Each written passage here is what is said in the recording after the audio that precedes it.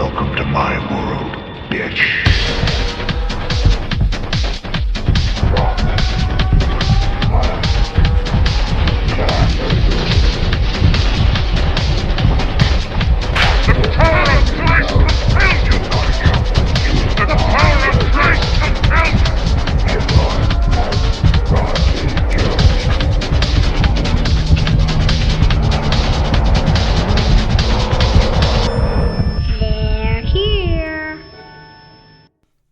Welcome to the 170th episode of the Supernatural Occurrence Studies Podcast. So undeniably paranormal. That's a good one.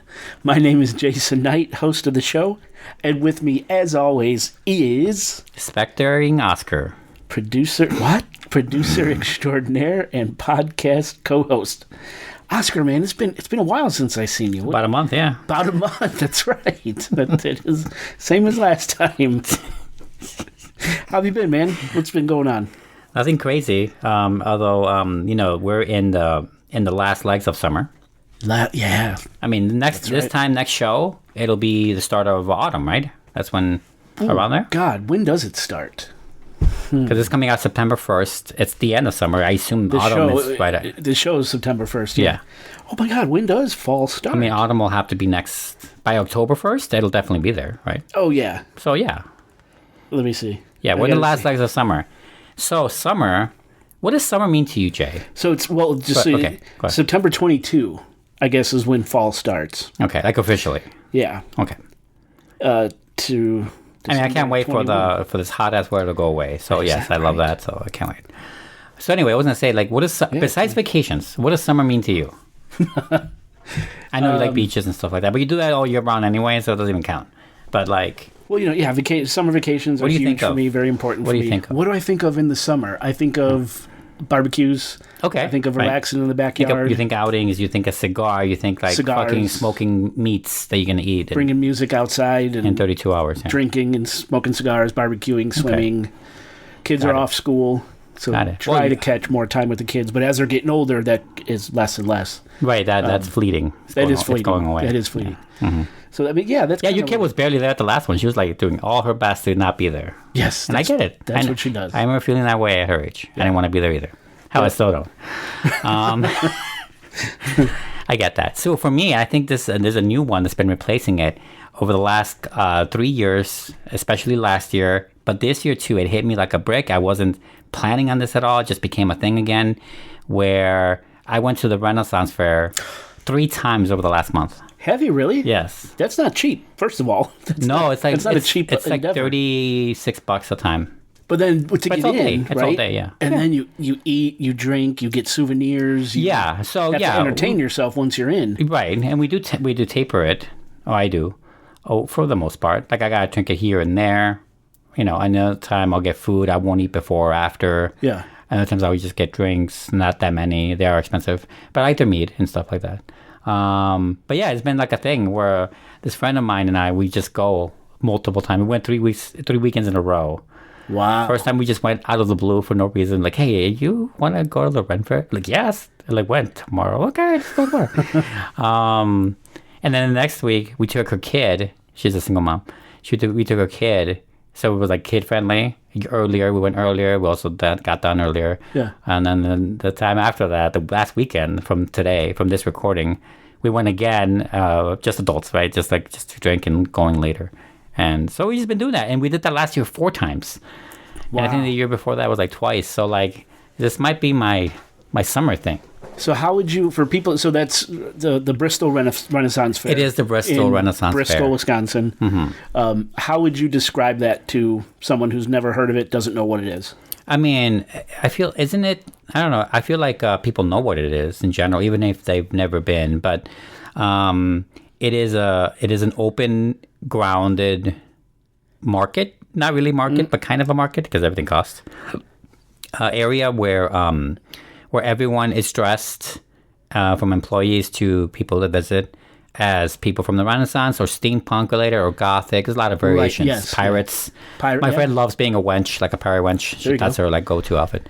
And there's like thousands of shops and activities, from fire whips to like old English style comics to dirty limericks to jousting. That's like several times a day at the far end with real horses and real, obviously, actors, pretend actors. Yeah, jousting. I remember there was a hawk presentation, I think. I'm sure that's I didn't see that this year, but once you've been to all the shows, you don't really, I don't feel like the need to really go. Yeah, you know how they trained hawks to like hunt. Yeah, no, I get that. So they had a presentation like that. The last time we went, my daughter dressed up as a princess, my son dressed up as a dragon. And now today they would just be mortified if you even brought up the idea of them dressing up. Why? They had such a good time. Everyone does it because they're older now. That's that's embarrassing. Trust me, everyone who's doing it are much older also. I know. Yeah, it's totally a safe space. So man. it's like a Game of Thrones, a town in Game of Thrones without all the bludgeoning murder and incest. Well, I mean, I don't know. I don't know. Yeah. Big huge. Property. Are you saying something about Wisconsin, Jay? No, never. Oh, okay.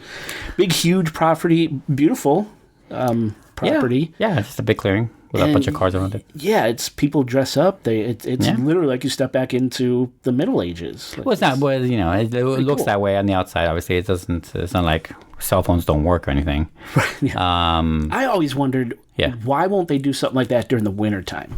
You know how cool that would look? I'm sure that exists somewhere. Fires blazing with snow covered. I'm sure that exists somewhere, but not here, and definitely not in Illinois. Probably not the country, but maybe it does exist somewhere. You're probably right. Probably somewhere that has more perpetual winter. Maybe Canada has something like that. It would be awesome. Or the Danish.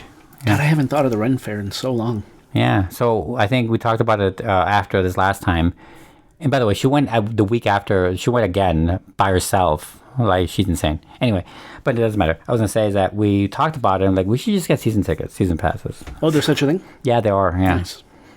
We'd have to go 4.5 times to make it worth the price. But like, that's easy. Yeah. We go all the time, so why not? There's so much to do there. So much to spend money on. Yeah, we save up for it. We want to get one of those fancy robes that they sell. A lot of clothing stores there, a lot of food stuffs there, from turkey legs to like, mushroom stews and a lot of different things. Yeah. And they have pizza and fries and shit too, but period era type food. Yeah. So we've been doing that. That's been fun. I don't know if I ever mentioned them. I think I might have mentioned last year. In last year's shows. I don't remember. I don't either. But if I did, then I'm repeating that a little bit. But yeah, I've been going again this year, and it all came all at once over the last month. And I just wanted to share that because it's fun. If you've never heard of it, I recommend it. It's great. And they have different weeks for different themes. Like they have a pirate theme weekend. Oh, okay. And they have a anime weekend. I don't know why. I think. Do they really? I think so. Huh. I think I read that. Anyway, so yeah. They're branching out. Branching out. Very cool. And alternatively, something else is that this must be the best time. I think this might be one of the best times ever in history, give or take, to be a sci-fi enthusiast, because at the same time, we have Alien Earth. Oh, shit, At the same time, we have Foundation. I know you don't see that. No. And then at the same time, we have Star Trek Strange New Worlds, which if you've been watching all three of those, they're all coming out at the same time every week. Not the same time, sorry, every week. They're all like different types of sci-fi, completely different, right? One's hopeful and episodic. Alien Earth is fucked up and horrifying, right? And horror. And then Foundation is like serious and heady and a thinker, right? And like, just so much sci-fi out there. So much cool sci-fi. It's great to be a sci-fi. I didn't know the other two. Sci-fi fans are eating well this month. Just saying. They're gluttons for And sci-fi. I think they're all ending in the same week too. I hope Alien Earth doesn't end. That's like one show that it's been a long time since I've seen a show like this where I get angry when the credits roll. And they end on a cliffhanger. Yeah, they do. Yeah, I read an interview. So I read someone talk about the interview, so I guess I don't know. About the guy who made that show. Yeah. That he wanted to have every episode ahead of a huge cliffhanger. He likes that. He likes that's his thing. But it's so good. It's such a great show.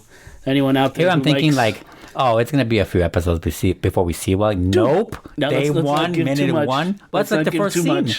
That's like the first scene. It's called Alien Earth. Any listeners out there like the Alien franchise, like those xenomorphs, like those chest bursters and face huggers?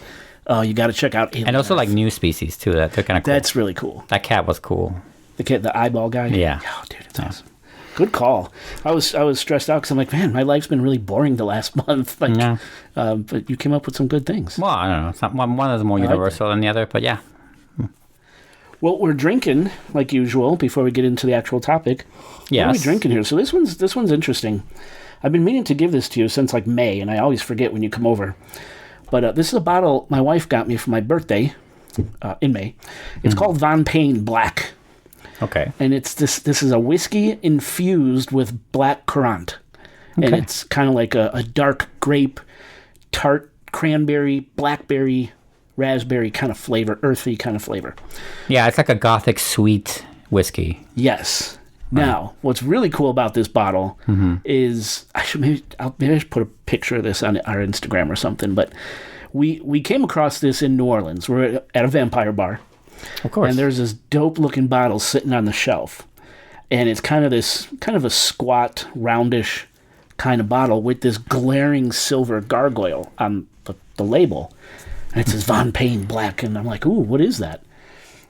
And the bartender came over. She grabbed the bottle and she put on this lid, pourer, right? Yeah. And the pourer is a metal gargoyle. Right. So when you tip this thing over, it goes through the mouth. The red whiskey. And it looks like blood red too when you like look at a certain light of it. Yes. It's kind of cool. And so that blood red colored whiskey comes out of the gargoyle's mouth. I mean, so I'm like, I got me to have this. Something Katie super granular. Have you seen The Crow? I know you've seen The Crow. Oh, yeah. The 90s Crow, of course. And there's a scene where he kills, spoilers for a 35-year-old movie, when he kills the main bad guy, he kills him on the top of that church, that Gothic church. Yeah. And the way he kills him is he drops him and he lands. Like the bad guy lands on a gargoyle statue. That's right. And that gargoyle has an open mouth, like a snarling mouth. And his blood is coming out of his mouth. And that's what I imagined when you poured my drink today. That is perfect. That was like that was my quick flash of that's all, I forgot all about that. Now it's awesome. Now it's in you, right? It was good. That's what I want. Yeah, so great connection there. That's what I'm going to see when I look at this bad boy all the time. Goddamn right. But do you like it? What do you think? I do like the whiskey. I would say I like the bottle and the top probably more than the actual whiskey. Yeah, I could. But nothing. It's just so unique. I mean, there's a name for this type of shape. I can't remember the name of it, but I love the top. I love it. Yeah. I was like, is that an apple? And like, no, that's a stopper. I'm like, oh shit. Oh yeah, the little red stopper goes in the gargoyle's mouth. Yeah. That's to keep like fruit flies and shit. Oh no, I get it. Yeah, I get it. So that's what we're drinking, and it's cool. Let's cheers. It's like sweet, but also tries to burn you, just like a vampire. If I didn't say, just like a vampire, just like a vampire would. Yeah. Those squirrel. Or that one actually all know. Right. Exactly. And if you can't think of one, then it was you. Nice. So that's. Oh, if I didn't say it's 90 proof, did I say that already? No. Okay, 90 proof. So it's not going to put hair on your chest, but it kicks a little bit. Yeah. Right. Yeah. All right, Oscar. Tonight we have an interesting show. Mm-hmm. We have a frightening urban legend that came terrifyingly true. So I love this already. You mentioned urban legend to me. I don't know what we're talking about, folks, by the way. He mentioned the name, but I don't know who it is or what it is. It's been a long time since we kind of tackled on an urban legend. It has. Now that you mention, I know we had a discussion a long time ago about urban legends in general, but beyond that and the occasional Slender Man type, we haven't really dealt with any urban legend. Yeah, that's a good point. Oh, it's been a long time anyway, and we're due for one. That's kind of cool. We're having our Slenderman episode. That's kind of the only one I could really think of off the top of my head. Me too. Yeah. Wow. All right. Yeah. Did we ever do Nessie? Is that an urban legend? No. Is Mothman considered urban legend? Those are such big, like, they've been done so many times. I guess so. Mothman they're more cryptids. Yeah, right. That's what I'm saying. Some might say urban legend as well, but I mean, they're at the core are cryptid stories. But yeah. Didn't we do Bloody Mary? Or Mary? Didn't we do El Mary? Mary. Hey, did we? Not like that. No, I meant it more innocent than you're thinking now. I meant like, did we talk about a Mary that was an urban legend? Maybe Chicago. It was Resurrection Mary. Thank you. Was that considered an urban legend? I would say local. Urban legend. Urban legend. No, all urban legends are local, right? So okay. That's another one we thought we'd done. So very few, in other words. Yeah, so you're right. This is nice to bring one back. Yes. Come back to the old urban legend. Nice. And this is a good one because it turns true. No, I can't wait to see how it plays out. Anyway, we should probably take a break. You want to take a break? Yeah. Let's do it.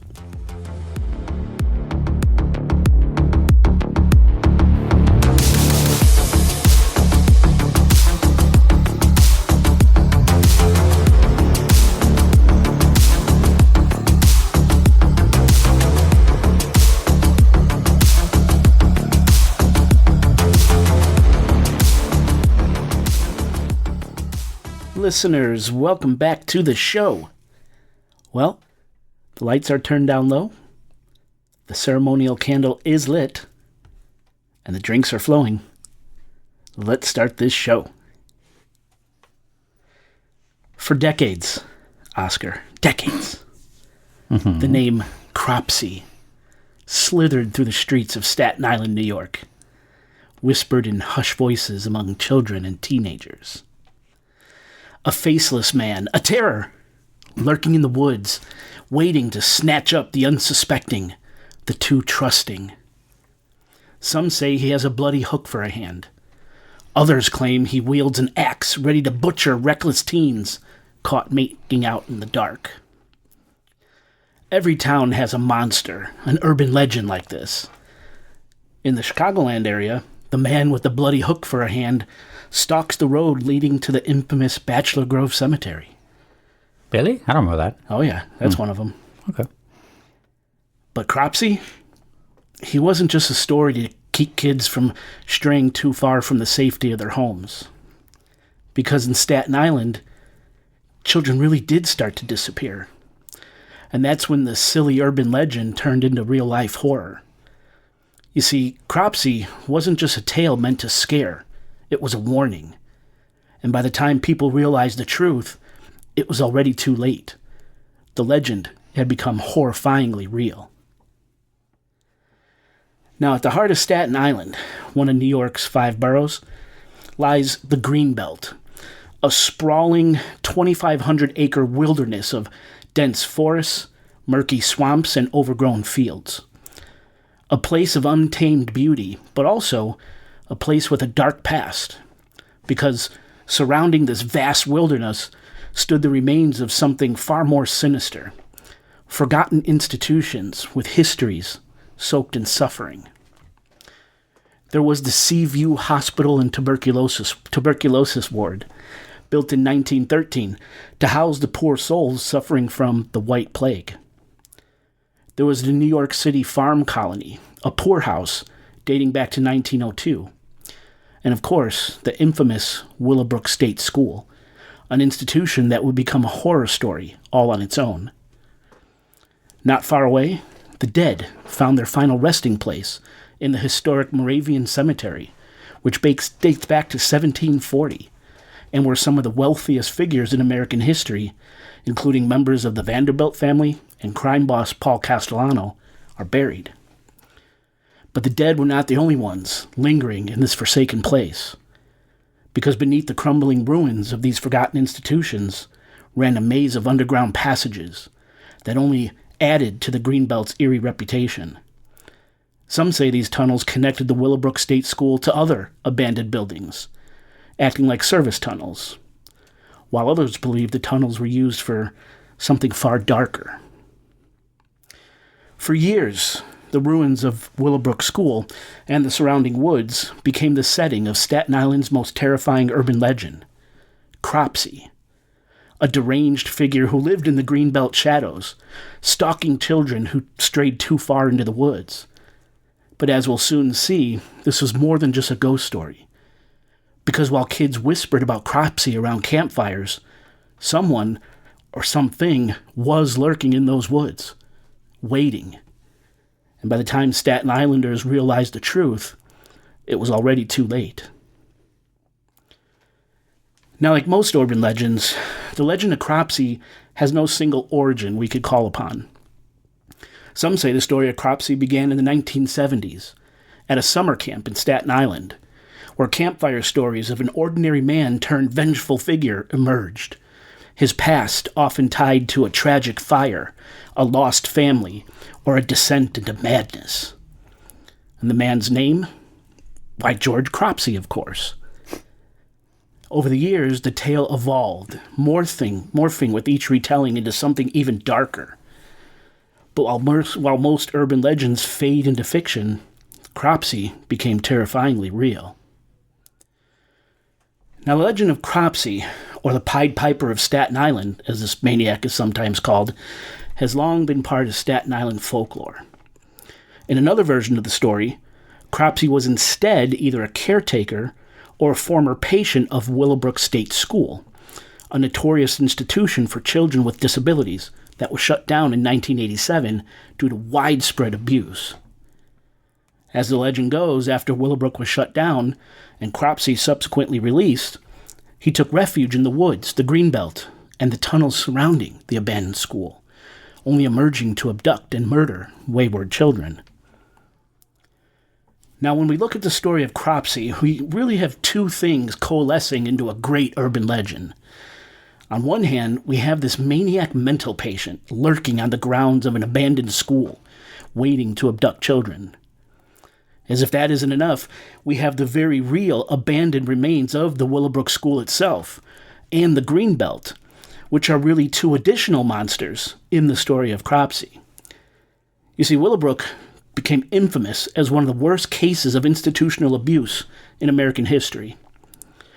Originally opened in 1947 to house children with developmental disabilities, it quickly deteriorated into an overcrowded, neglected, and abusive facility. By the 1960s, more than 6,000 residents lived in horrific conditions.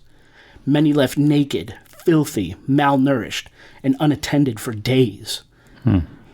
In fact, back in 1965, Robert F. Kennedy called Willowbrook a, quote, snake pit. Reports detailed children locked in rooms without food, living in their own waste, and suffering from untreated medical conditions. If any place has ghosts and demons, it was the Willowbrook School. In fact, national attention turned to Willowbrook in 1972 when journalist Geraldo Rivera had an undercover expose that revealed the shocking neglect inside.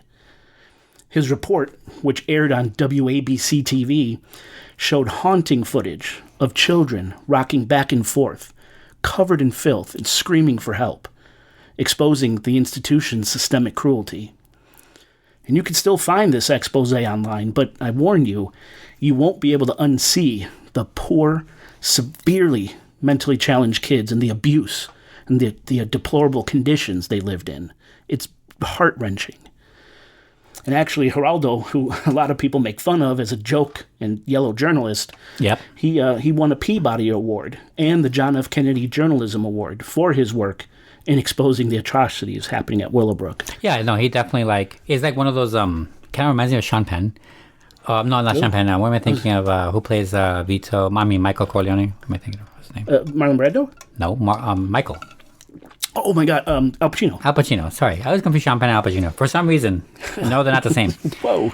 It reminds me of Al Pacino. Before Scent of a Woman, he was serious. After Scent of a Woman, it's kind of a joke. But he still had that respectability. Yeah, for sure. Like 100%. That seriousness, that respectability, crazy roles, not just The Godfather, but Panic in Needle Park or whatever. And, Serpico. And then we get to Hoo-Ah, right? Hoo-Ah. And kind of became... He played the devil, and you saw how he played it. You saw Heat. I mean, yeah, we love Heat, but he is ridiculous in that movie. Like, he's playing almost like a jokey version of himself. That's what happened with Geraldo. But he got the chops, though. And in 72, that was early enough where, he was getting his... This was his pre-Hoo-Ah phase. You're right. That's what I'm trying to say. Very good. So, yeah. Yes, he was a journalist then. Yes. Trying to do good things. Right. Then he turned into kind of this... Then he got money. Like, I could get this a lot more if I just fucking go crazy and sensationalize it. Oh, yeah. Okay, again. Do you remember Al Capone's Vault? Oh. Right?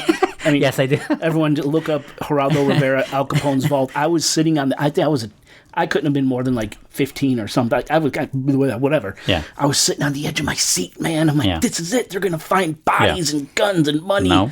Jack shit. Fuck all they found. Mm-hmm. There was a guy named Jack Shit. Yeah. He was a poor guy. Look it up. It's a hilarious story. But yeah, he did good at that. And you could still find video. And I watched some of it. And I had to stop. It's fucking horrible. This is the Willowbrook State School. This is part of this story, right? But, beyond patient neglect, Willowbrook was also the site of controversial medical experiments. Throughout the 50s and 60s, researchers intentionally infected children with hepatitis to study the disease's progression without any consent from their families. Not that the families would consent to it, but families had no idea this was going on. Their kids were supposed to be getting better. Yeah. The place was fucking terrible. So public outrage following Geraldo's investigation, of course, led to lawsuits and eventually Willowbrook's closure in 1987. The scandal became a turning point in disability rights, sparking reforms in the care of individuals with developmental disabilities.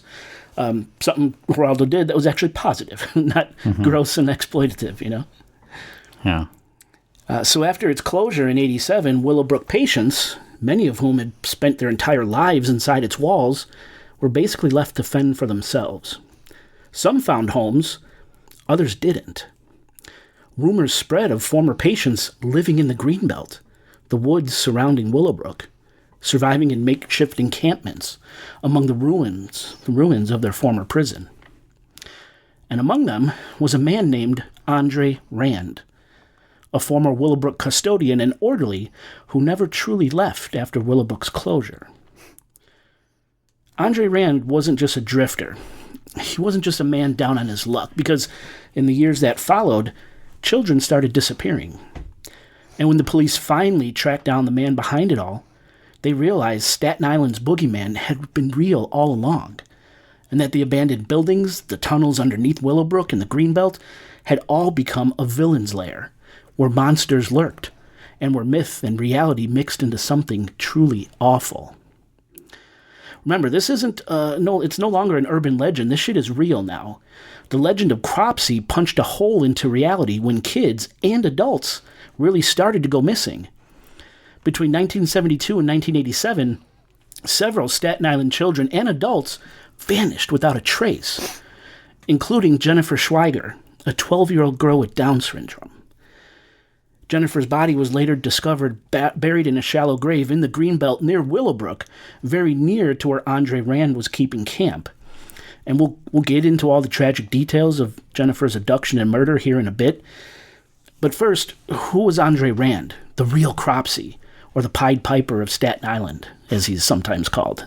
Now, unfortunately, not much is known about Rand's early years. He was born Frank Rostam Russian, R-U-S-H-A-N, Russian, on March 11th, 1944, in New York City. There's no indication of physical or sexual abuse in his childhood, no indication that he did particularly one way or another in school, good or bad. But a lot of articles talk about his early life being marred by tragedy when his father died when he was just 14, and his mother was soon committed to a psychiatric center. And Frank Russian spent a good portion of his formative years in that institution, visiting his mother, sitting among the patients and the... I would say that's a pretty big thing, pretty big background, important. Especially at that time of your life. Based on what you're going to go with, yeah. Yeah. Right, exactly. And, conditions back then weren't like they are today. I wonder if this is, this connects to, the serial killers, that whole mentality of they like to go home, they like familiar places when it comes to either hunting or post-hunting. That's a great point. Things like that. This kind of mental facilities maybe became his familiar place. His comfort zone. Comfort zone grew in as his penchant to do evil, so to speak. Great point. Right? Maybe? Yep. Yeah, and like I said, the institutions back then, not like they are today with all the regulations and oversight, just as we saw with Willowbrook. So imagine him being at those formative years. I think he had a sister, too. They were at their formative years sitting in this institution, probably among some pretty messed up individuals, having to see that all the time, right. While you're trying to be with your mother. It's got to be hard on the psyche, in other words. Yeah. Between 1966 and 68, Russian worked at the Willowbrook State School, a fact the legend of Cropsey actually got right. And after serving 16 months in prison for the kidnapping and attempted rape of a 9-year-old girl in the South Bronx, he legally changed his name to Andre Rand in January of 1972. And that's all I could really find on Andre Rand's background, that and his criminal record. Right. You see, Rand's troubling history began long before he became a household name on Staten Island. In 1969, he was arrested for attempting to rape that 9-year-old girl in the Bronx I just mentioned. Literally, he had her clothes off. He was in a state of undress. Oh. But thankfully, a passing police officer stopped the whole shit. And Rand caught that 16-month stretch in prison. And over the next 2 decades, his criminal record grew and included accusations of raping a young woman and a 15-year-old girl, though no charges were filed. That was in 1979.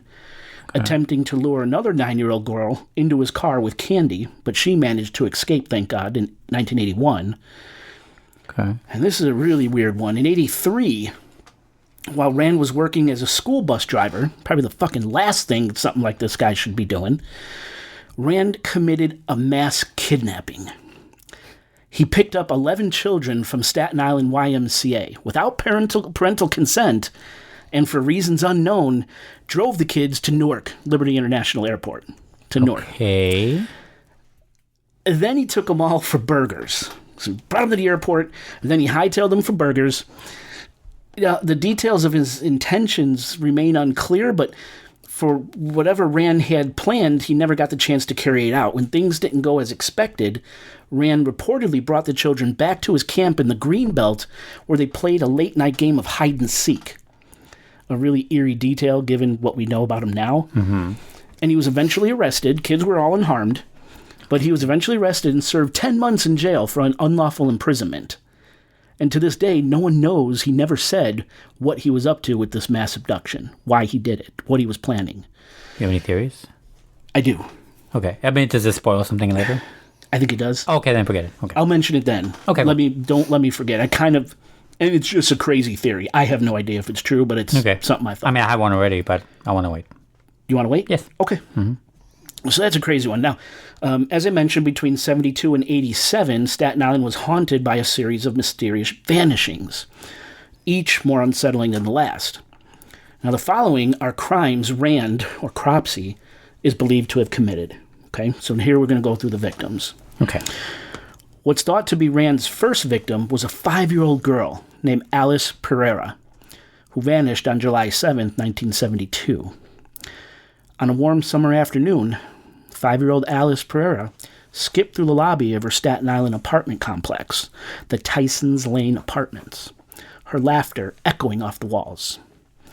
By nightfall, she was gone, vanished, without a trace. When she was last seen, Alice was playing with her brother, Eddie, in her apartment complex's lobby. At 3:30 p.m., Eddie ran upstairs for just a moment. When he came back, Alice had disappeared. By 6:15 that night, her frantic mother reported her missing, but it was too late. Alice had been swallowed by the shadows, never to be seen again. Neighbors claimed they saw her in a nearby park, just blocks from her apartment in Staten Island's New Dorp neighborhood. But after that, the trail went cold. There was no body, no witnesses, and no answers. At the time, no one knew that a predator was lurking nearby. A painter working in the Tysons Lane Apartments. A drifter with a disturbing past. A man whose name would one day become synonymous with horror. Andre Rand. Cropsey. Decades later, when Rand was arrested for kidnapping of multiple children, investigators turned their gaze back to Alice's case. The pieces of a terrifying puzzle began to emerge. Rand worked in Alice's building at the time of her disappearance. He had a pattern of abducting young girls, many of whom were never seen again.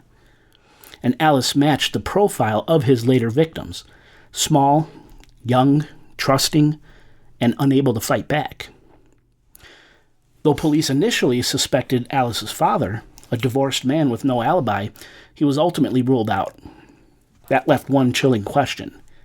Was Alice the first victim of Staten Island's real-life boogeyman?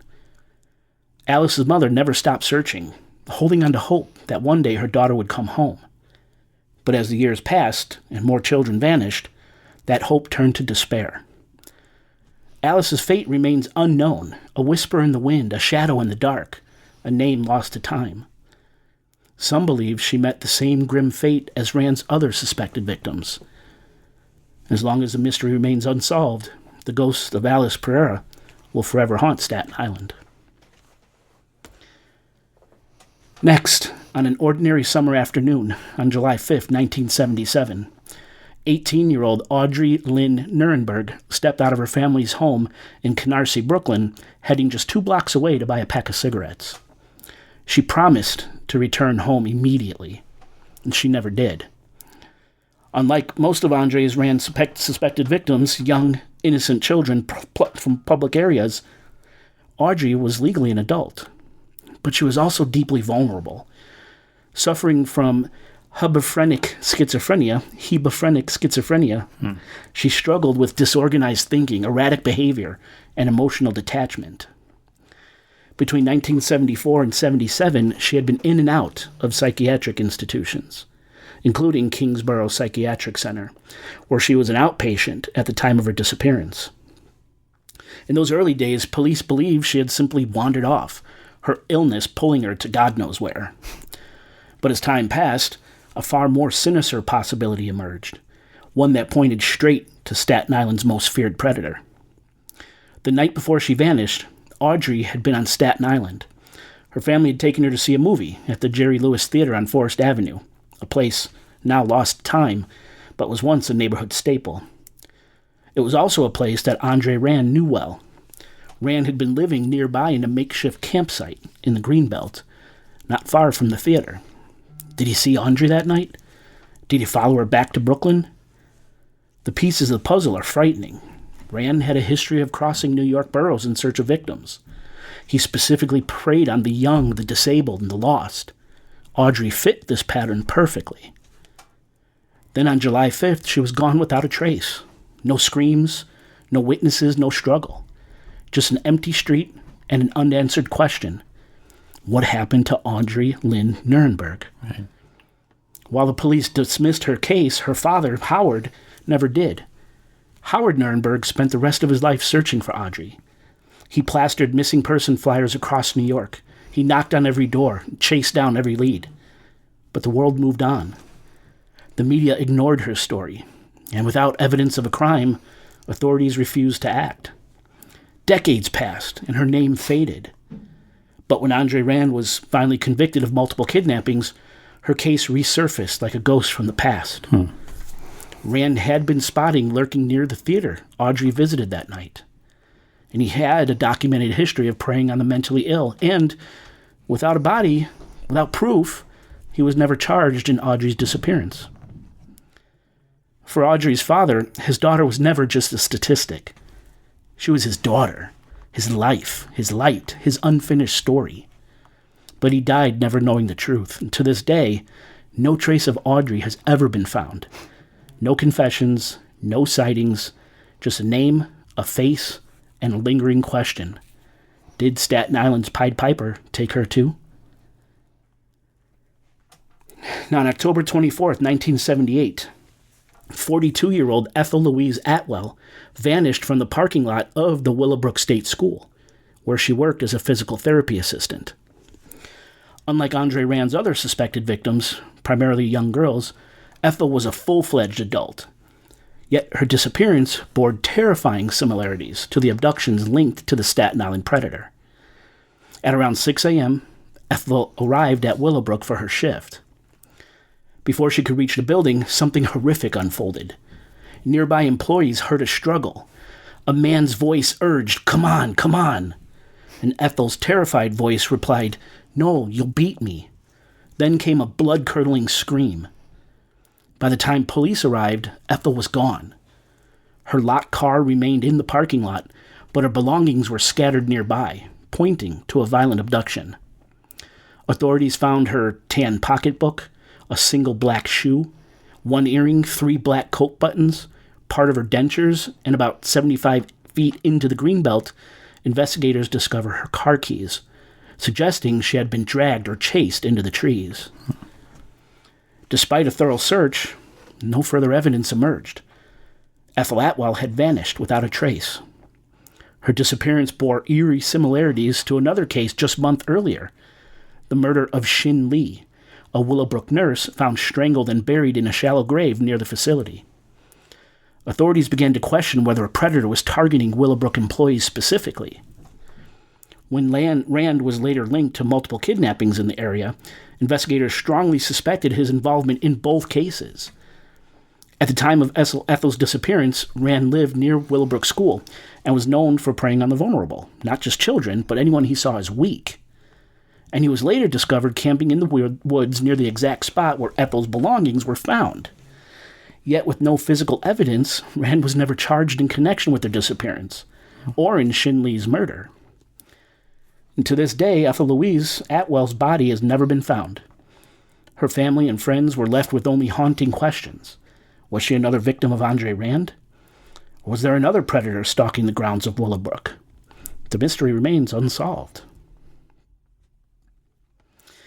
There was the July 15th, 1981 disappearance of 7-year-old Holly Ann Hughes, just 7 years old. This was the case that ensured Andre Rand would never walk free. On July 15, 1981, 7-year-old Holly Ann Hughes vanished from Staten Island in a case that would haunt her community for decades. That evening, Holly's mother, Holly Cedarholm, sent her daughter to the Port Richmond Deli, just 2 blocks away, to buy a bar of Ivory soap.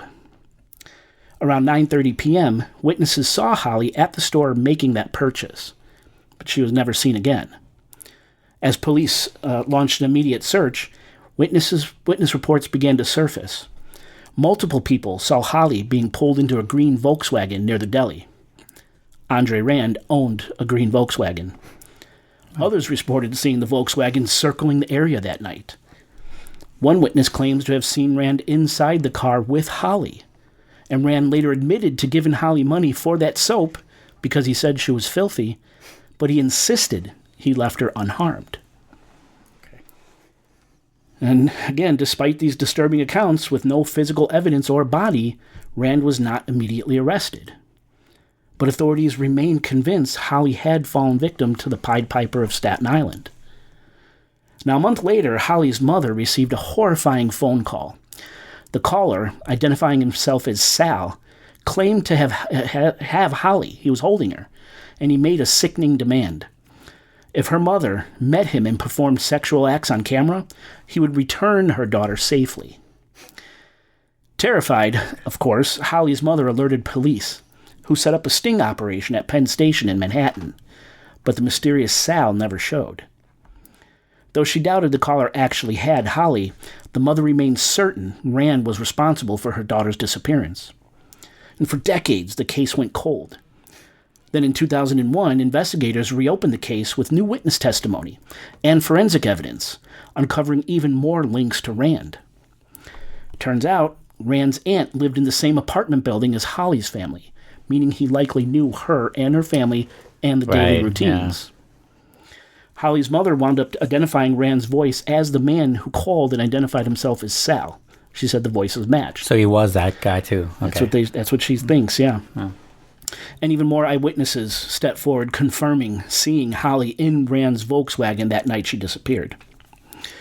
Now, with this new evidence, Rand was finally charged with kidnapping Holly Ann Hughes more than 20 years after she vanished.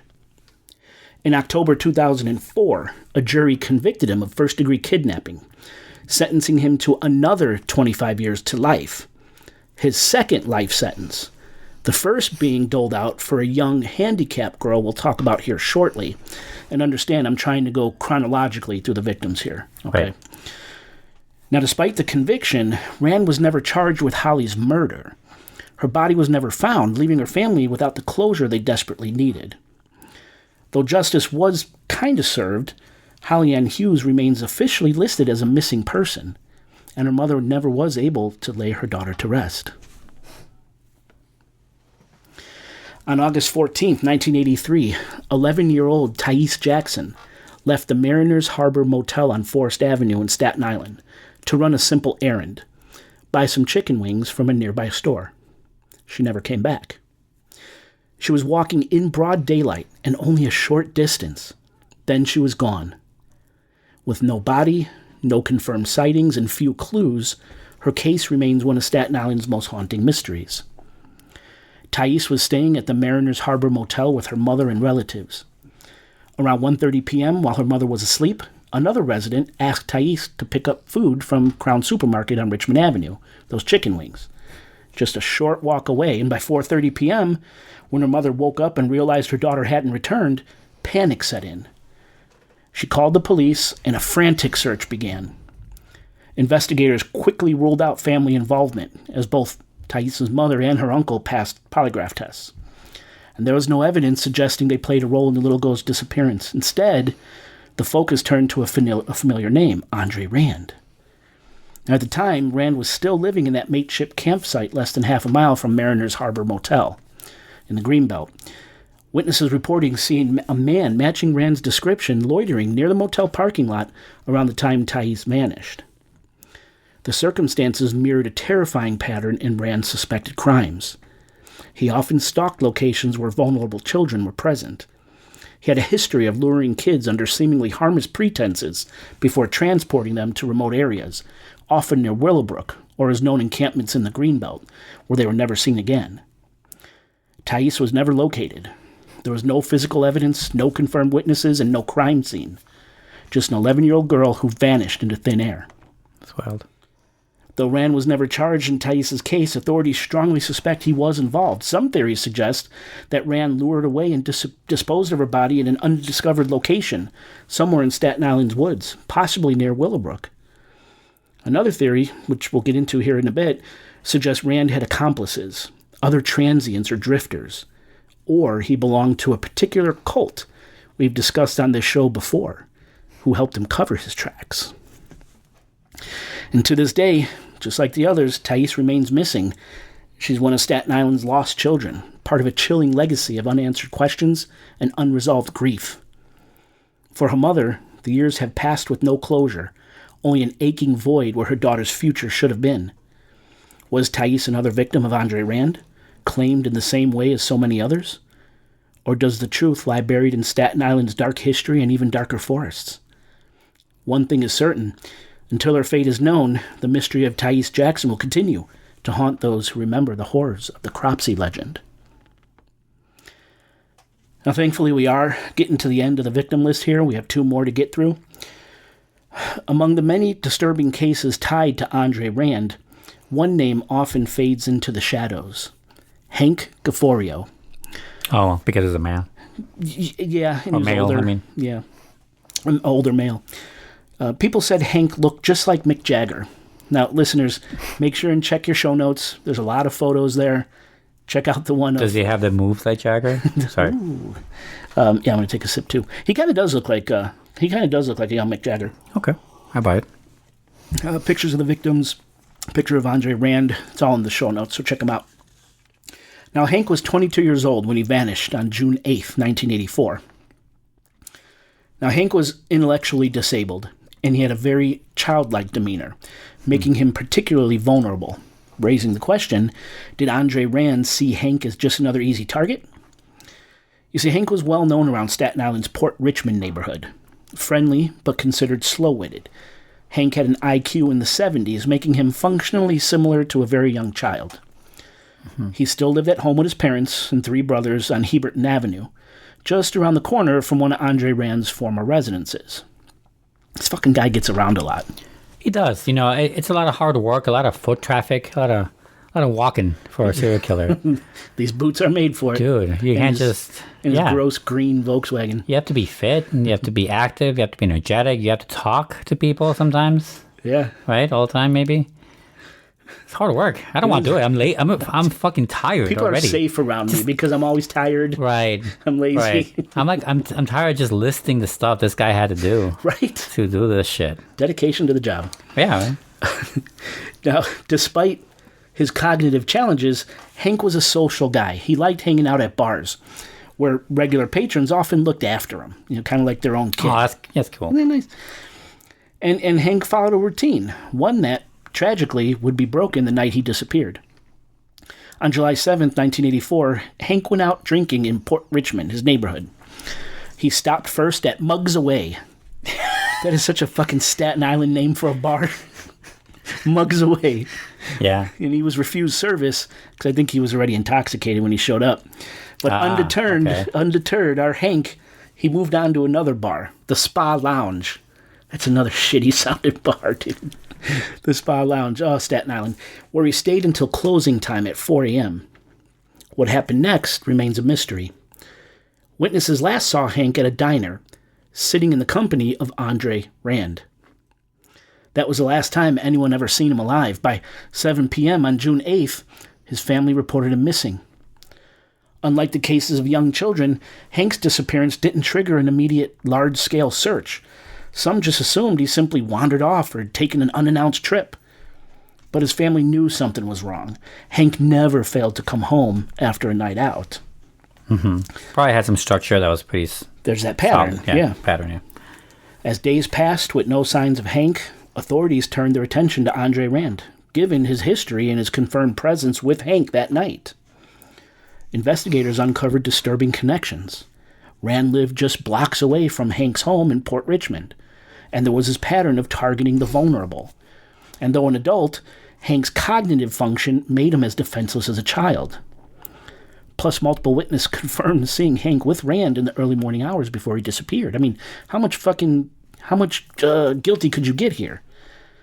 And despite all these links, authorities lacked physical evidence to charge Rand with anything. No body, no clothing, no personal belongings, nothing. Right. Right. Most of Rand's suspected victims were young children, so why would he abduct this 22-year-old man? Investigators and experts think that Rand may have viewed Hank as childlike, making him an easy to manipulate, an easy target, much like the children he allegedly preyed on. Go ahead, I'm sorry. I feel like, but does that play into the fantasy of the serial killer? Like what is his purpose? Like a serial, there's some serial killers that kill out of necessity. Some kill out of the thrill, right? Yeah. And sometimes that doesn't matter, the victim type. They're usually the opposite gender, usually within the fantasy, usually a woman, right, for these reasons. If you're a man, you're going to kill someone that you're attracted to. They tend to be women. So this guy is different. I mean, this particular victim is way different from the thing, because if he's in it for the killing, but he seems to be in it for a very specific type of victim, it does still feel like this is a wrench. This Hank guy, right? Well, it could be his mental state. Right. Well, that's what I was gonna say. Like, is that what gets? It could be that, or like some speculate, he may have unknowingly learned too much, Hank, about Rand's dark side, leading Rand to eliminate him as a potential threat.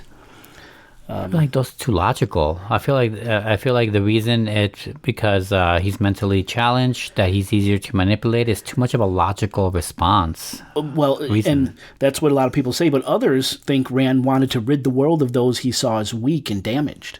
Okay. Maybe there. Something fucking crazy? Yeah, like that, but yeah. Those other kids, not saying it's right, it's fucking crazy. Right. But those other kids, except for one we're about to talk about, but there's nothing logical about these actions. There's nothing wrong with those kids. They weren't, they were poor, I think, most of them. Yeah, He said the one was dirty, so he the soap got his soap, right? But not damaged like Hank, in his mind, damaged, right? I don't know. I do have another theory. Maybe it's children. Yeah, I don't know. I don't know either. And he never really said. He doesn't talk about this stuff. Right. Because he is still alive. Okay. But either way, Hank Caforio disappeared without a trace, never found. And his case has often been overshadowed by the more high-profile child disappearances. But for his family, the pain is just as devastating. And to this day, many believe Rand, the Pied Piper, Cropsey, was responsible for Hank's fate. But without the evidence, the case remains officially unsolved. Until that day comes, Hank's ghost will haunt Staten Island.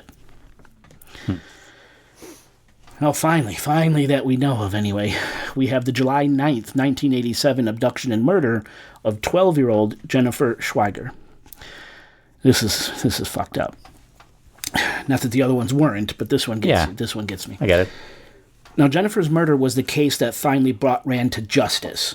Schweiger got him caught, and as I mentioned earlier, the case of 7-year-old Holly-Ann Hughes ensured Rand wouldn't walk free again. Right. Okay? So on July 9th, 1987, 12-year-old Jennifer Schweiger, a girl with Down syndrome, left her home in westerly Staten Island and went for a walk. Jennifer was well known in her neighborhood. She was friendly, trusting, independent, and sadly, qualities that made her an easy target. On that day, she innocently went for a walk, but she never returned home. Jennifer's disappearance immediately set off alarm bells. Her family and local volunteers launched an urgent search, combing Staten Island streets and wooded areas. Witnesses soon came forward with a chilling sighting. Jennifer had been seen walking hand in hand with Andre Rand, as he was living in those makeshift camps near the abandoned Willowbrook State School at that time. Right. For weeks, volunteers, many of them friends and neighbors, searched tirelessly, refusing to give up. Among them was a man named George Kramer, a retired New York City firefighter, who was determined to find Jennifer. On August 12, 1987, 35 days after she vanished, Kramer noticed a small patch of disturbed earth on the Willowbrook grounds. Something about it felt wrong, so he started digging. And beneath the dirt, searchers uncovered Jennifer's naked body, partially buried in that shallow grave. The discovery shattered the community, confirming their worst fears. Jennifer had been abducted, murdered, and discarded. Now, at the time of Jennifer's discovery, Andre Rand was already in custody, arrested on trespassing charges while living on the Willowbrook property. Once Jennifer's body was found near his encampment, authorities wasted no time charging him with the kidnap and murder. Rand denied any involvement, but the evidence painted a pretty damning picture. Multiple witnesses saw him walking with Jennifer the day she vanished. His campsite was near the burial site, deep in the abandoned Willowbrook grounds, and he had that history of child abductions, attempted assaults, and also mass behavior. Abductions. Just like his eyes were bigger than his stomach in one part with the school bus. Right. Crazy. And with the discovery of Jennifer's body, Andre Rand was arrested in 1987. Now, his perp walk was broadcast on live television. Really? And there's a picture of this. And it was one of the most bizarre that you've ever seen. Two cops practically dragged him out of the courthouse, supporting his body. It was limp. Mm-hmm. His head was bobbing, and a long string of drool hung from his slack mouth. This was on the news. As they placed Rand in the back of the police car, his head lolled to the side. His wide eyes, vacant, gave him this almost catatonic look. Anyone watching the news that night would have seen this disorientated, drooling figure and thought, oh yeah, that guy's guilty. That's the face of someone who could hurt a child. Wait, what about... Okay. And I have the picture of this in the show notes. I didn't think you were going there. No, I'm sure, yeah. But listeners, watch the show notes. Yeah. If you're driving, just fucking park right now and then go into the details on your app and find the picture. Very good. Exactly. Don't fucking text and drive. Anyway, so when you were describing this, the limp, the drool, him having to be picked up, at first I thought it was some petulant reaction to not him wanting to do caught, right, and not wanting to do what other people are telling him, like get up, move here, go there, right? Which is the rest of his life, by the way, from now on. Yes. And he was like kind of like rebelling, and then you were mentioning further the limp and the drool. I'm like, oh, maybe is he making fun of like what we kind of see sometimes in mental in asylums, like mentally established in places that he visited with his mom, for his mom. I mean, like, I didn't think of that. Is he like making fun of them or something, like copying them in some way, pretending to be insane, maybe, or mentally challenged? Maybe pretending to be insane. One of those. It could be one or the other, like making fun of things or not. And where would he have gotten that charade? But what about visiting these mental institutions? Like he's seen it 1,000 times. I'm sure you could pull it out. Maybe he joked around. And being in Willowbrook himself. Also that. I was like, it could be that. But the fact that you ended all that describing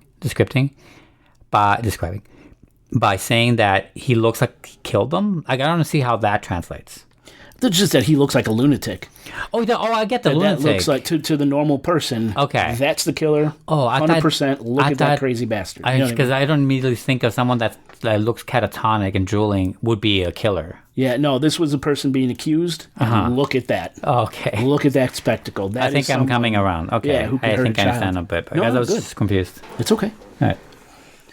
So Rand was arrested and charged with the kidnapping of Jennifer Schweiger, But prosecutors faced a big obstacle. There was no definitive forensic evidence proving Rand caused Jennifer's death. Without a clear cause of death, the jury was unable to convict him of murder. Instead, he was convicted of first-degree kidnapping and sentenced to 25 years to life, becoming eligible for parole in 2008. Then, in 2004, he was convicted of the kidnapping of Holly Ann Hughes, adding another 25 years to life to his sentence. The nail on his coffin. The nail in the coffin, exactly. So now, age... The tea in his crumpet. Sorry. Right. I don't know why I said that. I don't either. The bee in his bonnet? Yeah, there you go. That's much better. Much better than mine. Say that. Now, he's 81, this guy. Mm-hmm.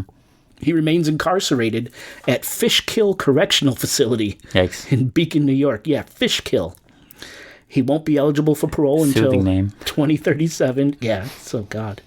When he'll be 93. So basically, he's in there for life. 93, what are you going to do? Even if he makes it out, what's he going to do? Exactly.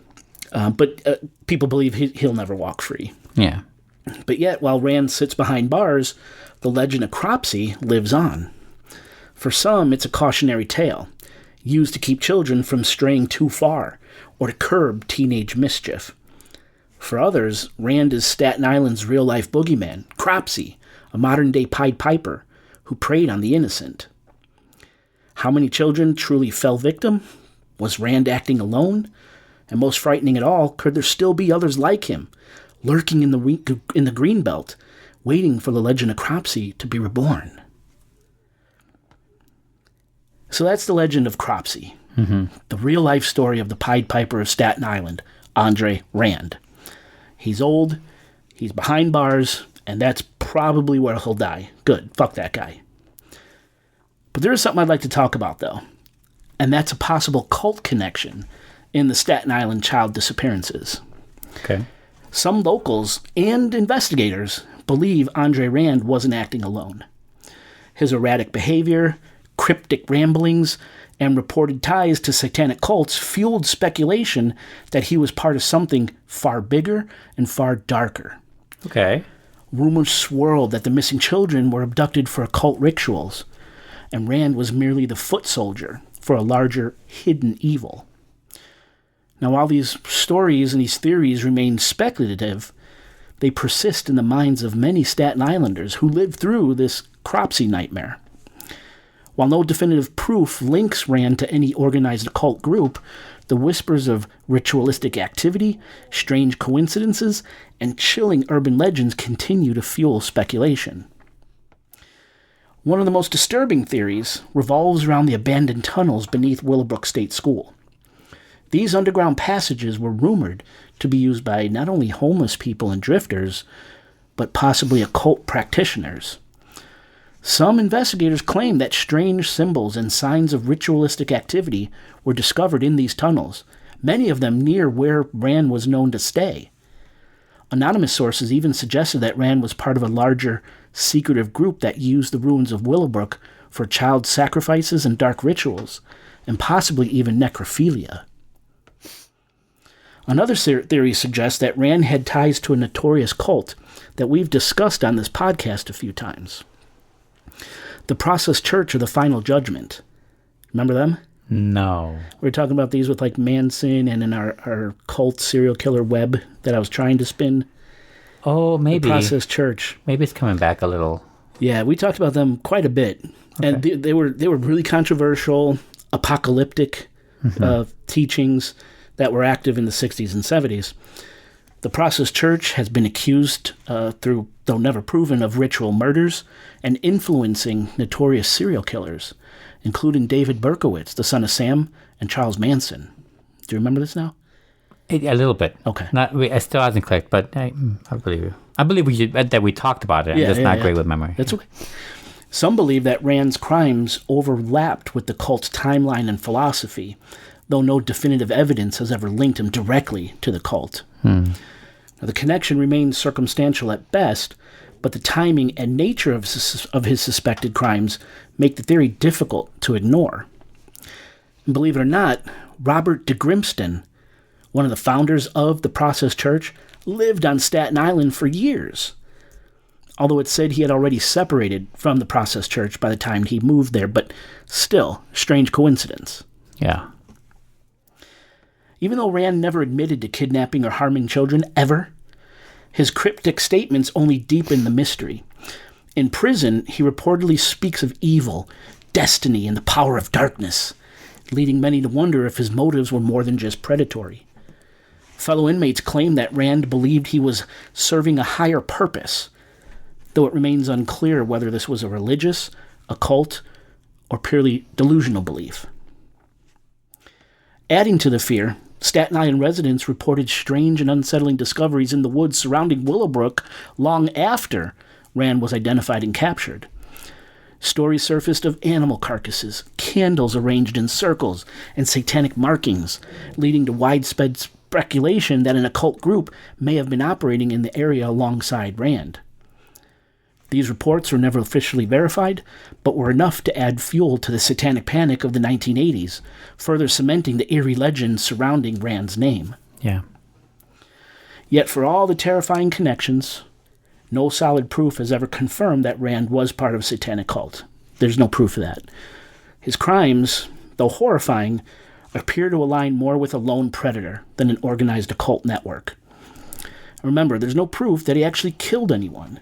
Kidnapped, yes, but murdered? No. So where are the bodies? Where's Hank Gaforio? Or little Alice Pereira? Or Audrey Nurnberg? Or Ethel Atwell? Or Hallian Hughes and Thais Jackson? Where are these bodies at? Now, myself, I don't believe for an instant Andre Rand is some criminal mastermind. Yet these victims were searched for time and again. For there to be no trace, absolutely no trace or remains of a body, some clothing, nothing, DNA? DNA became a thing in 1986.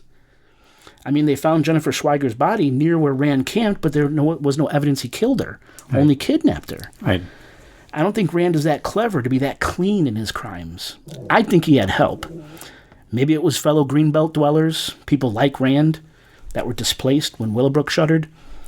Or maybe he was a gatherer for something bigger, like the Process Church or some other cult, for God knows what purpose.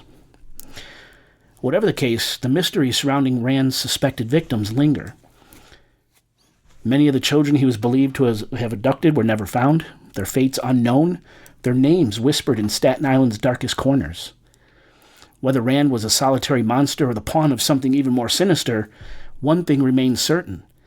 His story continues to haunt those searching for answers, and it acts as a grim reminder that sometimes the monsters under the bed are all too real. Nice.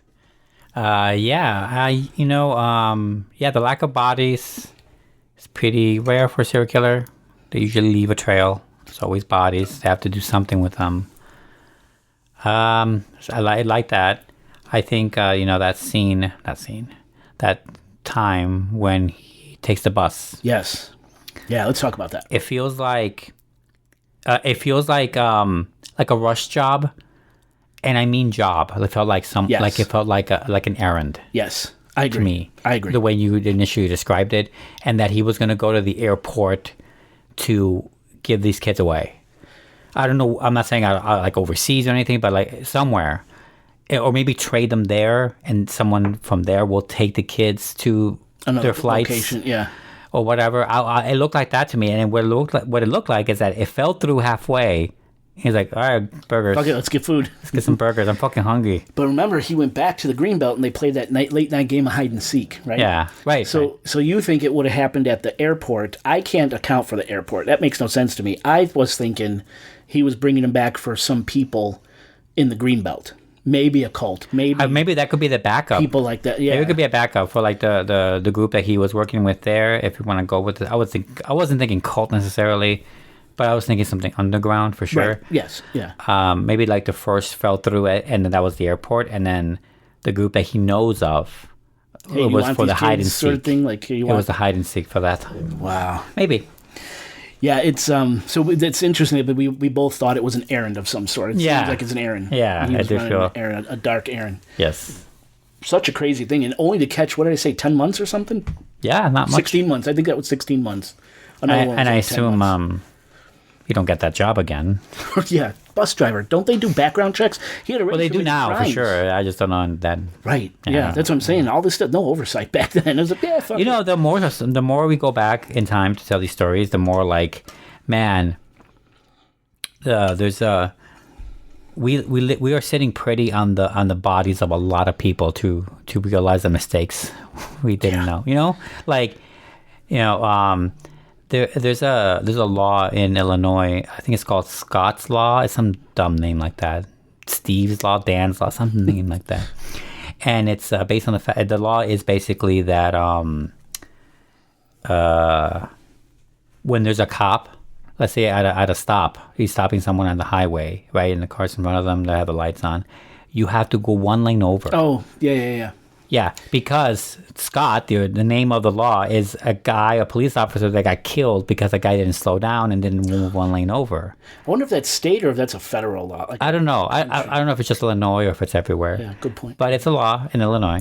And that's on the blood of Scott, you know? That's on the blood of the name of the person that's on the law. Yeah. And like how many of these are in the, like that's what it is.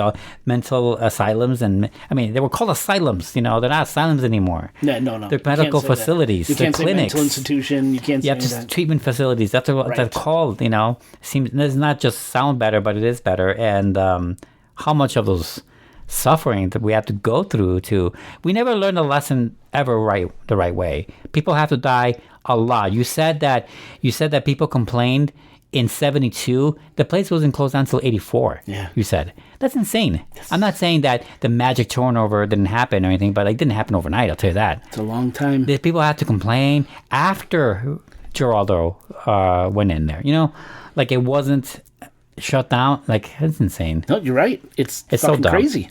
So dumb. Yeah, 87 you said, right? It closed in 87. Mm-hmm. Yeah, Oh, 87. 87. Still a long time. Long time? It's a long time. Long time. man. Long time after they were already outed. Not even a long time after the abuse. That might be an interesting episode to actually find some of these big laws, whether it has to do with kidnapping, whether it has to do with institutions like Yeah, this. and whatever and trace minutia. back the case that Yeah. created those, like the Amber Alert And if case. there are differences between states, what makes those differences special? Yeah. Like, I know there are some. I'm sure they exist. I'm sure they're not. Maybe not. I don't know. But yeah, like I know murder is murder. But like, is there like a murder that like, let's say I decapitate someone in Miami versus here? Like, is there a difference in that sentence? Like, is there a difference? Right? Interesting. Yeah, that would be, I think that'd be kind of a fun show. Yeah. Like, yeah, Gotta both mean research, jail, but does one mean execution right away? Or does it, you know, I don't know. Is one considered just desecration of a body, and another one is, Right, I wonder. you know, some other elevated charge or something, state to state? Yeah, it's interesting. Yeah, might be a fun thing to research one day. But yeah, airport burgers, late night hide and seek. It's been a while since I've had a burger. I think I'm getting myself hungry. If this was a Saturday, I'd say let's go to Taco Bell. That's right. It's not. What else? What else did you pick up on this? No, it's roughly it. I like What are these the. bodies? I like the. Well, that's the mystery, of course. But like that's like it makes more. That's what I'm saying. The fact that there isn't a lot of bodies with this guy makes me feel like I like the partner idea. I wouldn't say cult immediately, but I get why people go there. Yeah. Yeah, and the displacement of these mentally ill Was people. this guy in your original web ideas? No. No. But yeah, the displacement of all these people from Willowbrook, you know, could there be a murderous gang of people out there hiding in those, in the greenbelt and in the tunnels and shit? Who knows, man? Is that place still there? Still forest? As of, there was a documentary that came out about Cropsey. It's actually really good. I literally think it was called Cropsey. I want to. It's within the last 10 years for sure, and there were still ruins out there, and it's some scary shit. It's some scary looking shit. You could see some cult activity going on in there. It's what a great atmosphere for an urban legend. Perfect. Just perfect. Yeah. Just like Bachelor Grove. Basically writes itself. Yeah. Right. Yeah. And then to actually have this stuff happening there is just, I mean, you can't make this shit up. Yep. Truth is stranger than fiction, right? Yeah, exactly. That's cool. I'm not cool, great, No, I but know yeah, shit, yeah. cool research. So you had never heard of this guy? No, I definitely have heard of the documentary. I didn't know anything about it, though. I just thought the name was memorable. Cropsey is a memorable title for a movie. It is. And I really didn't know it was a documentary even. I just know it was a movie title. So I didn't know what it was. Yeah, it was actually, I think it won a couple awards and things. It was really I'm good. sure it's good. Yeah, I just don't know. Maybe I'll watch it now. Yeah, maybe. Definitely. But yeah, cool. And I didn't know anything about this guy. Nothing. Good story? Yes. Sad story, but good story. Well, they're all sad. For our purposes. They're all good sad. Story. Yeah. I don't know. What do you think? Should we Should we wrap it up? get another drink and head out of here? Yeah, let's get. I like the drink idea. I do like drinking. Oscar, why don't you take us home, but navigate us around the Greenbelt, please? Yeah, Roger.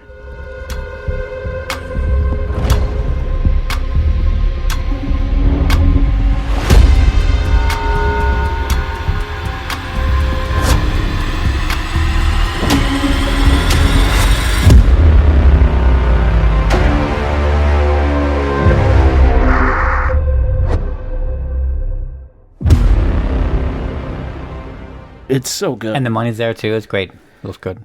Money? Like it's all like a really good effects. Really Oh, good. God, yeah. A lot of It's it's like special cinematic. effects. Actually, they're using a lot of practical special effects too. So that's good. Yeah, it's great. Yep. But you're right. When they were torturing the thing, was it the blood beetle, the blood tick? The face hugger. Was it the face hugger they were torturing? Well, not torturing it, but it's just I love. There's like a food pyramid. That was one of my favorite scenes of the last episode. It's like a food pyramid, right, of predators. Like it used to be the alien, but with since they don't give a shit about you and they're stronger than you, as we saw with how Wendy took one on one. Yeah. Like they're the top of the pyramid now. Oh, you think so? Yeah, that's how it felt. Like the way they were just easily handling this facehugger. You know how hard it was for people to handle that thing in the previous movies? That's true. Extremely hard. They could never break them out, could never separate them, could never get them to calm down. No, they sucked it. I almost felt sorry for it. The way they would just fucking spread them and break open this thing, right. Now that's cut when in she and was while it felt, freaking out. they were vivisecting it too. It, so it was alive. Oh yeah, it was kind of brutal. That's when I think they're freaked out. showing this transfer of power between the robots that are actually stronger than the alien, which was the thing we all fear. Wow. So now maybe fear the robots. Yeah, right. Oh. This is what I don't know where it's going yet, but that's what it looked like to me. That's great. So I can't wait to see. What did I watched something today. I don't know if you're into the new Jason universe. Yeah, Jason Jason verse. Voorhees? Mm-hmm. No, there's something new. Yeah, it's called the Jason verse, and this company kind of took over the rights or partial rights. Because the reason why we haven't had a Jason Voorhees movie in like 15 years or so. Yeah, since that one with Jared Padalecki. Exactly. Because they've been caught up in court. The original writer versus the original director have been fighting for Why are all they fighting? this time. The writer gets the Because thing. someone wants the IP, and they keep claiming it should be theirs. No, it should be mine. Blah blah blah. So that's why Jason hasn't come out with anything. Kind of like a regular divorce proceedings when it comes to parents. It usually goes to the writer, like it usually goes to the mom. Yeah, well, there was part of it guy who was wrote it. one guy. I don't know if it was the writer or the person who directed. No, it's interesting. I'm not saying I don't believe it. I'm just saying it's interesting. Because Jason wasn't in the first one. Or maybe that's why. So this producer, I guess, I can't remember their names. He's the one that made Jason as the character with the hockey mask and everything. Okay. So that's where the fighting was kind of coming in. Well, yeah, it's Friday the 13th, but he wasn't in the first one, and it got into this real gray legal stuff. Oh, then maybe they're It's been battling locked over up names than it is about the actual script or anything. Like it's not. the image, the name. So now it's not Friday the 13th Yeah, anymore. it's It's probably- the Jason verse or the Jason universe. Yeah, that makes sense. So now they're starting with all new. So there's been a few of these coming backs, right? Yes. Like Scream was one of the first that did like a sequel to itself. But that makes more sense because Scream by nature, it's like making fun of slashers from the get-go. Like it's part of that universe. It's more, like a little self-aware. And then they recently did I Know What You Did Last Summer, and that's right. which I saw. Was it good? It was okay. And that's my point is like with schlocky 90s slashers, schlocky 80s horror things like Jason and Freddy Krueger, just go bonkers. Go like Fear Street. You've seen the Fear Street movies? Yeah. Just do Fear Street. Just do like put an 80s filter on it, and go fucking nuts, and just go with gore, go with blood, make it make more sense maybe, sure, than the 80s versions. Yeah. You know, some tits here and there. That's it. Like, just keep it casual. Like, don't try to break the bank making an actual sequel that makes it. Like, don't worry about it. It's a Jason movie. We don't go there for, I don't know, splitting the atom. Be intellectual. Right. Yeah. We're not at all, right? Like, I know what you did last summer. Like, that's a whodunit, right? In the original. Yeah. They did it was another whodunit in this one. And I think they did a good enough job of the whodunit. I guessed it before, but that's because I've seen like so many of these kind of movies. But overall, I was like, okay, I see what you were doing. That's kind of cool. And they found a way to bring back Sarah Michelle Gellar in a dream sequence, but they brought the actress back. That was kind of so cool. it was in a because she dream dies in the first one. That's what Katie was saying. She's in this. She's in the new one, and I said the same thing. Like, how was she in the new one? Yeah. It was a dream sequence. I'm like, oh, that was cool. That is kind of cool. Yeah, it is That's cool. A little meta, right? And she looked like Buffy almost, like, because she had the prom thing, because she was like the uppity friend in the group. Oh, okay. Yeah. Okay. That was cute. It was cute. Huh. It was fun if you love those forgot that movies, came but they're out. not amazing. So I never got into like I Know What You Did. Scream, yeah, but then Yeah. I Know What You Did. And Oh yeah, no, I know what you did is definitely way less good or less better than Scream for sure.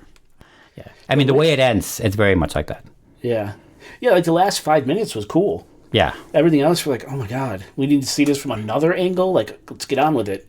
I love the angles. The only one I didn't like so much is the cop. I was like, oh, he's back. I don't give a shit about him. Yeah. But I liked when they went to that like homeless guy or the drug user. I like when they went to him. Like, oh, that's Yeah. cool. I'm like, oh, that's how. But the second we saw that house with the newspapers on the windows, I'm like, they're in there. I don't have to fucking think twice. They're in there. kind of shitty And I was police right. Like, there's no way they're not in there. How's no one questioning this house? The one kid survived, and his one house is the one that's papered Exactly. so suspiciously. No point. way. No Good way. point. I'm like, they're in there. I think I said it out loud in the theater. I'm like, they're in there. Yeah, The Witch. They already said there's going to be a spin-off of her story. I hope not, because I feel the less we get, the better. Kind of cool. I liked her. I thought she was cool. I thought she was like the way the movie plays with. This is very compliance heavy, but because I love that movie, I reference it a lot. But where like it takes society and like what we are able to accept and not accept to its breaking point. Like the way she uses society against itself is fun. It's very horrifying. It's like Speak No Evil, Okay. the original, but the new one too, where she walks into that principal's house. I would. That scene was so maddening. Which one? The scene where she goes to the principal's house, the gay couple, and talks her way in there, manages to get a bowl of water, and then does a spell right in front of them, cuts herself, and they don't do anything to stop it. My first thought, like, this is clearly a criticism on suburban life or small town life, I don't know, because in the city, that will never happen. I will never let this bitch inside my house. Never. I don't care how fucking poor. Fuck off, lady. I don't trust nothing. She wouldn't get through the door. I don't even have a doorbell for her to acknowledge me that I'm there. Like that. No. That is, yeah. It was so maddening, pretty Jay. easy. And I was wondering, how realistic is this? I don't live in the suburbs. I don't live in small towns. Is that realistic? That wouldn't happen here. I don't know. Not in my house. Well, no. Well, we'd like to say that, but I mean, it looked a little convincing and kind of funny. It's a little comedic, but that scene was insane. Yeah. And then she makes him kill her husband, and then go off and kill the other. Yeah. Yeah. See, that would be cool to see her like story, how she got those powers, where she comes I mean, from. I don't want to get that. If I want to get her story, I want to get her like. I don't even want that. I mean, I love a modern witch. I love a witch. I want witches more. I like that a horror movie about a witch is cool. We don't get that. I love how the movie uses technology as a horror device. That's kind of cool. We never get to see that. What do you mean? The Ring cameras. The Ring camera. The Ring cameras on the front doors of all these famous houses. Oh, not famous, Seeing the suburban kids go houses. and stuff like that. That adds the horror to it. That's kind of cool. I That never is seen cool. technology Because, I mean, used. Usually everyone horror down the movies block. do everything in their power to cut all the cell phones, cut all technology, so they have an excuse to have the killer in the woods by themselves. No, this one's like, no, we'll embrace technology, and here's why. And it's so true. Every house here has a camera on their Right. doorbell. Yeah. And also, I find it a little unbelievable that everyone's children will be able to get out of there without anyone noticing. That's No insane. alarms? Right. Or was that part Also, of how the did verse? is it, I don't know. Was it like do it quietly, do it sneakily, do it like a ninja? Was that in the? Because those kids were running. It didn't look They like were Naruto. Naruto. yeah, Naruto running. Yeah, Why were they doing that? Well, it wasn't exactly. They were doing this. This is I thought they running. were back. No. They weren't back? They were like this. Oh, okay. Yeah. Man, if I seen them little fuckers running down my street late at night, I'm running them over. Yeah. Creepy little bastards. Yeah, exactly. It was funny that no one noticed. That was my point. Like, no one stopped any of them. No one tried and, like, talked to the cops. Like, he just kept running. He bit me and he ran away. Something? No. Everyone's like, oh, I was dead asleep. What do you think of the actress? I don't remember her name. Julie Garner. Is it Julie Garner? Yeah. Do you like her? I do like her. She has an interesting face. She has, like, a certain character. Yeah, like, a very specific face. But she's good. She plays a lot of different kinds of characters. She plays funny. She plays serious. She plays manic. She plays... You're right. Psycho. She plays, heroine. Maybe it wasn't her. Victim. Maybe I just didn't get into it for some reason. Maybe she was fine in weapons. Maybe I just didn't. Maybe it wasn't. But also, it's like Gwyneth Paltrow for some people. Like, if you don't like her, you don't like her. Well, I loved her in Ozark. I liked her in the Rosemary's Baby prequel thing. Apartment 17, I think. Yeah. 17A, something like that. Yeah, I like that movie too. I liked that movie. She was good. I haven't seen her at Silver Surfer yet, but I mean, it's not like a big ass role, but she's good in that too. Yeah, maybe she is good. Yeah. I liked her. I really liked her in Ozark. She fucking goes off the handle, man. I've seen the meme. I never seen it. I haven't never finished the show, but You never finished Ozark? no, I didn't care for it. I thought it was way too over the top. Oh wow. I didn't like it. But I saw like most of the first season. There's a funny people always clip her saying, what she said? If you're gonna stop, you're gonna have to fucking kill me. That's the thing that everyone takes out. Oh, that's an memes. It's insane. Yeah, it is insane. Yeah. It's very dark, satanic. It's called Cult of the Lamb. Oh my god. It's all like it's like a not a bird's eye view, but one of those long views, kind of small characters, and they look kind of like cute little plushies, but they're not. You're a lamb that's about to get sacrificed. What the fuck? You're the last of your kind, apparently. You're about to get sacrificed to the main god from the land that they're in, the main religion. And it's old school, like fucking fire with the robes, and the executioner guy slices your head up. You're the last of your kind. As soon as that happens, you end up in heaven. But like, oh, trick. The god that you were worshiping that no one else approves of, like, yeah, we're waiting for you. You're the last one. Now I can show that I can come out. Like, he's imprisoned, but he's still powerful. He's like, you go, I'm going to bring you back to life with certain abilities and prices, sacrifices. I want you to, in my name, start a cult. That's the purpose of the game. Start a cult in my name so I can be released. What the hell? So I'm supposed to, like, slowly, yeah, it's a game.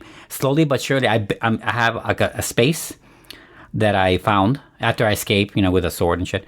You escape that area, and you find this little land where you're starting your own cult, your own colony of cults, right? And you rescue people, and either by force or with their will, they will join your cult. What the fuck? And you make them do stuff. Like, you're gonna be the cook, you're gonna be the wood guy. You get the wood. You get to make the village, to make a town. And you go out there, you go out into the woods, and you start killing all the followers of the people that killed you, and all the followers of the main religion that is wrong. As a lamb. As a lamb. To bring out your God to life. It's like a crazy, culty, dark, red, satanic game. Yeah. That's insane. It's a fun game. I figure you might be into that. Yeah, but what the fuck? Yeah. It was free on the PlayStation Plus. That's where I got it, so... I just started it, so there's more to it, I'm sure. But yeah, anyway, yeah. That's crazy. I thought you would get tickled by that. Yeah. It reminds me of Goat Simulator with Satan.